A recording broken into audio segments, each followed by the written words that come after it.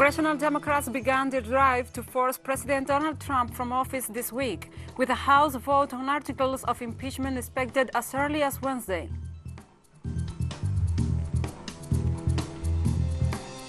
South Africa is struggling to cope with a spike in COVID-19 cases that overwhelmed some hospitals as people returning from widespread holiday travel along the coast spread the country's more infectious coronavirus variant.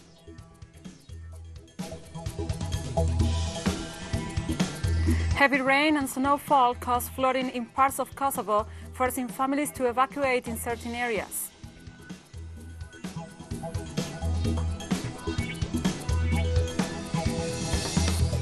Hello. From the headquarters of teleSUR English in Havana, Cuba, this is From the South. I'm Gladys Quesada. We begin with the news. Stay with us. Congressional Democrats begin their drive to force President Donald Trump from office this week, with a House vote on articles of impeachment expected as early as Wednesday that could make him only the president in the U.S. to be impeached twice. Representatives Jim McGovern, chairman of the Rules Committee, expects that the motion will pass. Thousands of Trump supporters stormed the Capitol last week, scattering lawmakers who were certifying Democratic President-elect Joe Biden's election victory in a harrowing assault on the center of American democracy that left 5 deaths. The violence came after Trump urged supporters to march on the Capitol at a rally where he repeated false claims that his resounding election defeat was illegitimate. When the House convenes at 11 a.m., lawmakers will bring up a solution asking Vice President Mike Pence to invoke the never-used 25th Amendment to the U.S. Constitution, which allows the Vice President and the Cabinet to remove a president deemed unfit to do the job. A recorded vote is expected on Tuesday. McGovern said he expected Republican lawmakers to object to the request to invoke the Constitution's 25th Amendment to remove Trump.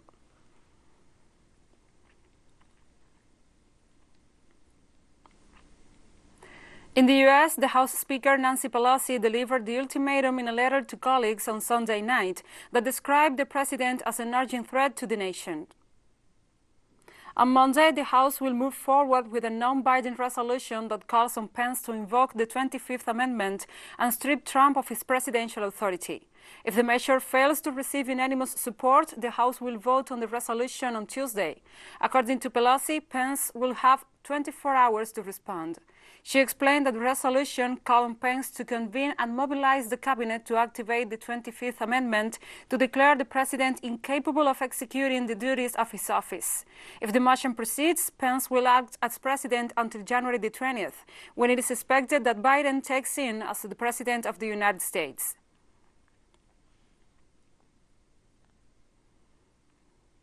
And now we receive Daniel Kovalik, who is a human rights advocate and a professor at the Pittsburgh University's Law School. Hello, Daniel, and thank you for your time and presence. Thank you, Gladys. So, Daniel, this is the second impeachment motion that will be presented against Donald Trump. But aside last year's attempt, the circumstances are stronger and the facts are fresh, not only because of the storming of the Capitol last week, but also for all the 2020 events. Can you please describe and detail for us how the odds play in favor of the impeachment motion? Well, I mean, because the Democrats control the House, I think they will be able to pass this motion. It won't, get to the Senate. There won't be a hearing, but they'll be able to at least say he was impeached twice. Obviously last week we saw very extreme events at the Capitol where Donald Trump held a rally and told his followers to then go to the Capitol. He didn't tell them what to do when they were there, but of course they took it upon themselves, and some clearly went to Washington with the intention to get into the Capitol and cause mayhem. And so Trump is seen as helping incite this. And, it's a very serious charge against him. Clearly, it appears that what he did was be a party to treason. So I understand the desire to impeach him. My concern, though, honestly, is that we're in the midst of a pandemic, which the whole world is facing, but we have the United States has the worst numbers in the world in terms of people with cases, people dying, people being thrown into poverty, thrown out of their homes. And honestly, I would like to see Congress focus on that, focus on taking care of people, instead of, frankly, having this partisan move to impeach a president who will be out of office in less than 2 weeks. To me, that's the elephant in the living room here. Okay, so in the case that the impeachment motion proceeds, what could we expect for the last days of Trump's administration with Vice President Mike Pence acting as the president? I mean, if that succeeds, I don't think it will, but let's assume it does. You know, again, Pence would be nothing but a placeholder at this point. The Trump presidency is over one way or another. And I don't see anything changing between now and inauguration, whether Trump's there or Pence is there. It's over. And again, if anything could be done, it would be to pass legislation to try to help average Americans during this crisis. Instead, you know, again, what the Democrats are pushing for is something that's merely symbolic. It's not going to make a difference, really. Okay, we now understand that it's true. It's only 2 weeks away, less than a week away, in fact. So how this affects the political landscape that the president-elect Joe Biden will have to face after January the 20th?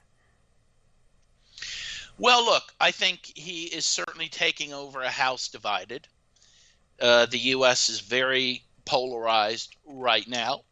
But look, again, if the Democrats, if Biden does the things that I'm talking about, if he gets financial support into Americans' hands, if he prevents people from being evicted, if he makes sure that these vaccines are given out in a hurry, I think he'll do just fine. You know, there's a lot of suffering in this country, and that's what has to be addressed. If Biden does that, he'll be considered the next Franklin Roosevelt, right? But if he decides to spend his time, again, in these partisan squabbles with the Republicans, then he is doomed to fail. Well, we hope that the United States people can see a better tomorrow now with Joe Biden in the presidency. We thank you, Daniel, for your opinions and also your criteria and your time. And now we continue with this news brief.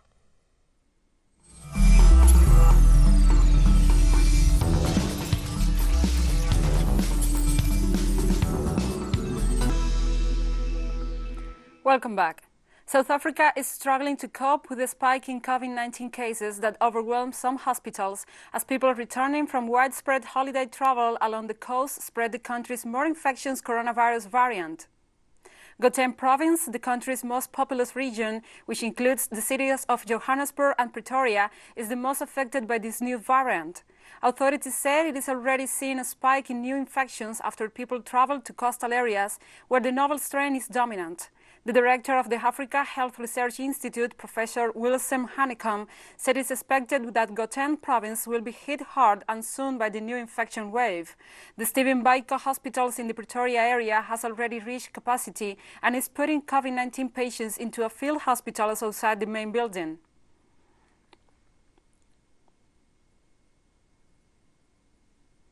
And Russian President Vladimir Putin on Monday hosted the leaders of Armenia and Azerbaijan in their first meeting since Russia broke truce and ended 6 weeks of fighting over Nagorno-Karabakh.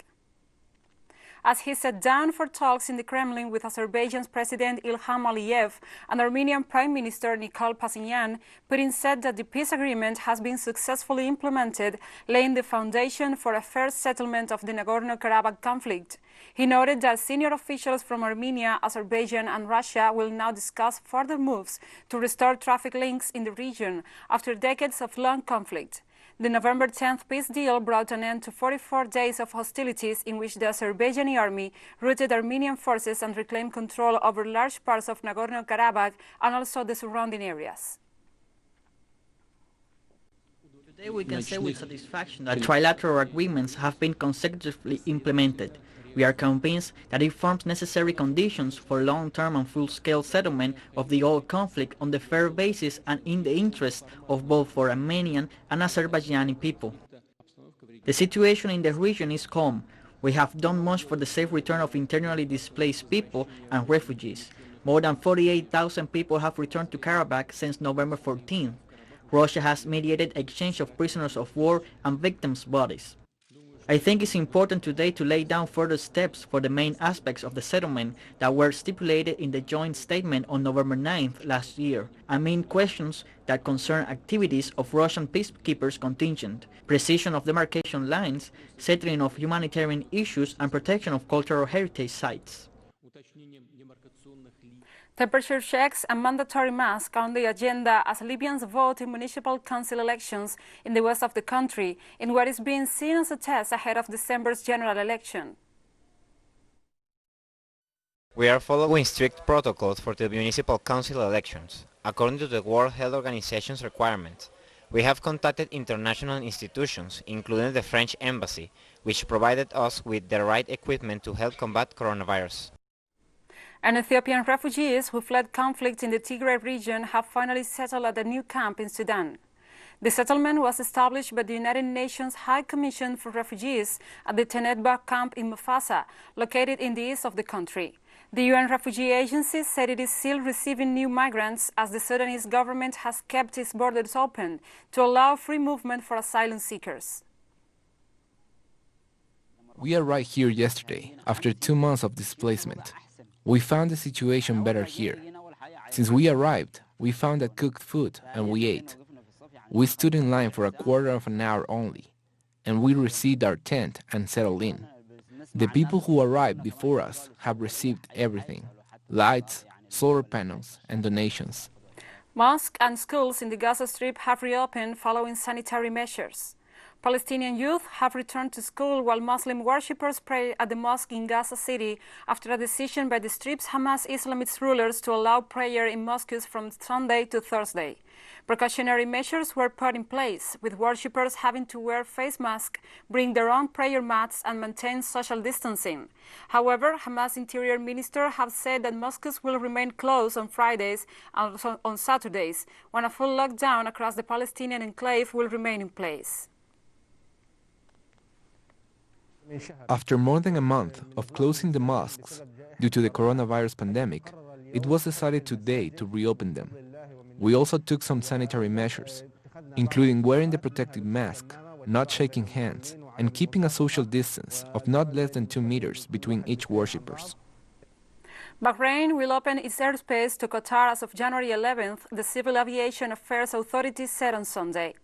The move comes after Riyadh announced a breakthrough at the summit on Tuesday to end the bitter political row in which Saudi Arabia, the United Arab Emirates, Bahrain, and Egypt imposed a diplomatic, trade, and travel boycott on Qatar in mid-2017. Saudi Arabia and the UAE have already announced reopening air, land, and sea entry points to Qatar. Saudi Arabia's foreign minister had said at the summit that the 4 states agreed to restore all ties with Qatar, which were severe over accusations that Doha supports terrorism. Qatar denies this and says the embargoes aim to curb its sovereignty. Meanwhile, the United Arab Emirates could resume travel and trade links with Qatar within a week, but there are still many issues to rebuild trust, said a senior official from the UAE on Thursday. Full diplomatic relations are expected to be restored between Qatar and Saudi Arabia. The UAE, Bahrain, and Egypt as representatives signed an historical agreement at the Gulf Cooperation Council Summit in the Saudi city of Ulula.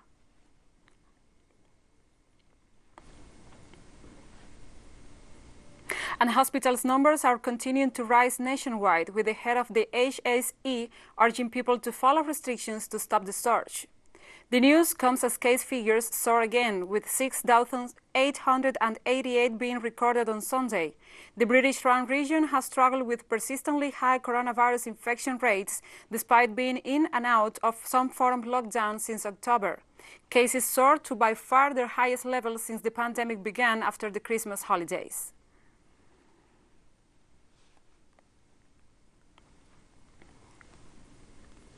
Is designed to reflect that stark and simple reality. Unless you are involved in absolutely essential work, you have no reason to be away from your home, and you simply must stay at home. So from today, Until at least the end of January, the following additional restrictions will apply, in addition to the full Level 5 protocol. All schools must remain closed, with teaching to move online. There will be 2 exemptions to this.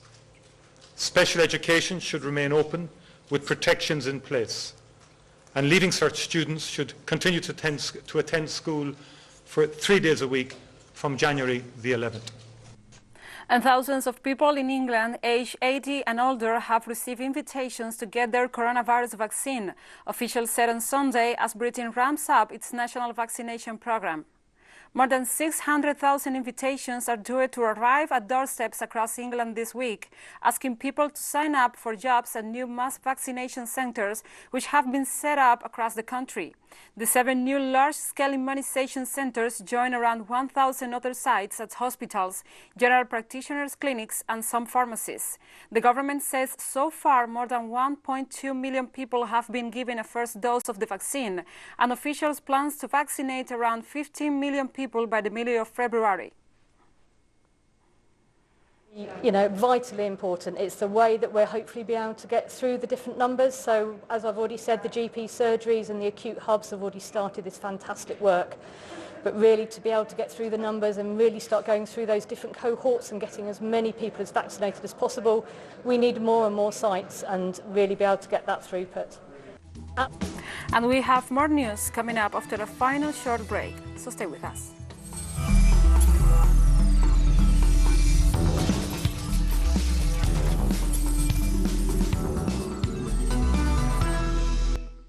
Welcome back to From the South. This Monday, heavy rain and snowfall caused flooding in parts of Kosovo, forcing families to evacuate in certain areas. Spen Terivat of Kosovo's Security Council said office buildings and homes have been flooded in the last 2 days in at least 4 communes. In Fuce Kosova, or Kosovo Polje in Serbian, firefighters used a small boat to evacuate an isolated family. According to the authorities, many roads have been blocked and bridges damaged. There have been no casualties or losses in livestock so far. We woke up, we saw the water everywhere. The cars, the basements of the buildings are all flooded, as you can see. We can say that the past week we had rain that lasted more than 24 hours, sometimes even 48 hours. Water entered shops, basements of buildings, but also we had landslides. But until now, we've managed to deal with the situation. Malaysia's Prime Minister Muhyiddin Yassin said Monday that the country's healthcare system was a breaking point as the nation reintroduced movement restrictions to curb a sharp spike in coronavirus cases. From Wednesday, Kuala Lumpur and 5 other states will be placed under near lockdown for 2 weeks, similar to a nationwide lockdown in March last year. However, this time the manufacturing, construction services, trade and distribution and plantation sectors will be allowed to operate with strict guidelines. Interstate travel will be banned, eating inside restaurants will be allowed, and movement will be limited within a 1-kilometer radius of people's homes. To this date, Malaysia registers more than 138,000 COVID-19 cases and 555 fatalities. At this juncture, the government has decided to reintroduce the Movement Control Order, or MCO, for 14 days beginning at 12:01 a.m. Wednesday, 13th January 2021, until 26th January 2021. At this point, the health facilities under the purview of the Malaysian Health Ministry would no longer be able to sustain the increase in cases of more than 2,000 cases per day.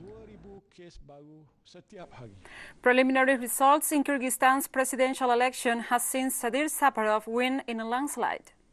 Kyrgyzstan's Central Election Commission said Saparov has won 79% of votes, according to preliminary results. Voters also approved a constitutional change to give the presidency more power.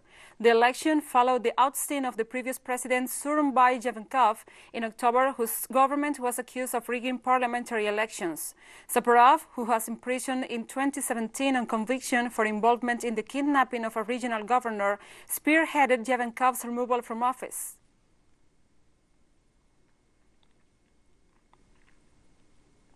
And parliamentary elections have kicked off in Kazakhstan. The ruling party expected to score a big win with no major opposition groups running in the vote. The nationwide Social Democratic Party, the main opposition party in the country, is boycotting the vote. Another opposition movement, the Democratic Party, failed to secure official registration ahead of the vote. The elections will decide 98 of 107 seats in the lower house. 9 other seats will be separately elected by the Assembly of People of Kazakhstan, a political body designed to represent ethnic minorities in the country. In an attempt to modernize the system, President Kassym-Jomart Tokayev has overseen the introduction of quotas for women and also for under-29s in political parties' candidate list.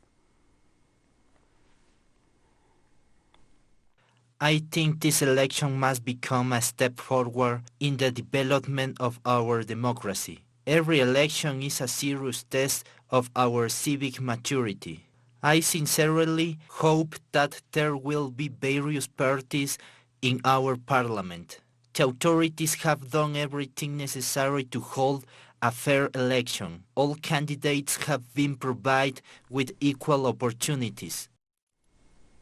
An Indonesian rescue team has recovered what is thought to be part of the engine of a Sriwijaya airplane, which came down Saturday shortly after takeoff from Jakarta.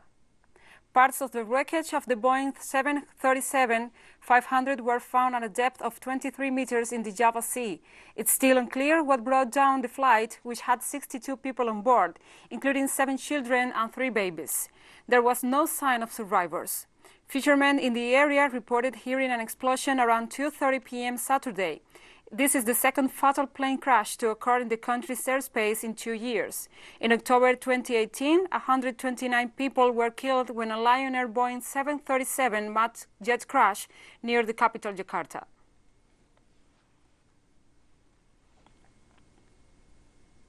Still in Indonesia, at least 11 people have been killed, including a 6-year-old boy, and dozens more remain missing after deadly landslides hit the country's West Java province. Torrential rains triggered the disaster on Saturday evening in the town of SUDAN, where a second landslide buried residents and rescue team that had been searching for the initial victims. Authorities continue to look for survivors.